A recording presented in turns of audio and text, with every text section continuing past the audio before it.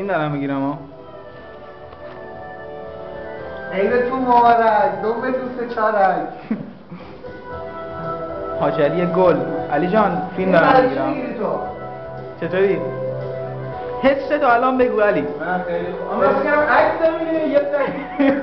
من خیلی خوشحالم از اینکه امشب من توی دوموس خوردیم خدای اینو خوب اومد من علیحسین رفیعی هستم فرزند علی اکبر 24 سال سن دارم ما اینجا مشکلی نداریم مشکل داریم شهرداری کردیشونش بدم شهرداری نه مشکل آب داریم ما اینجا آب داریم همه چی داریم 13 سال مریض زندگی نون داریم نون هم نداریم کشتی بادمدان داریم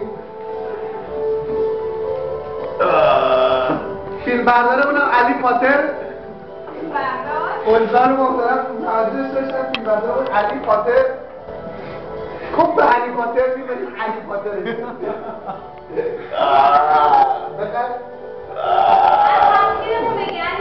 این هم راست میگه از تفسیر مردگیرم میگه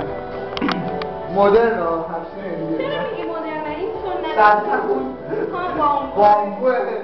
سکه همون هندیه سفره زیرش نی آینه نداره قرآن این آینه قرآن هم دارم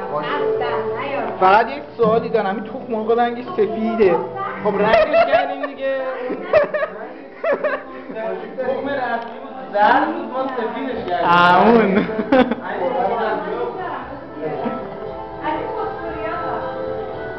خب دیگه چی نشون ندارم بقیه‌شو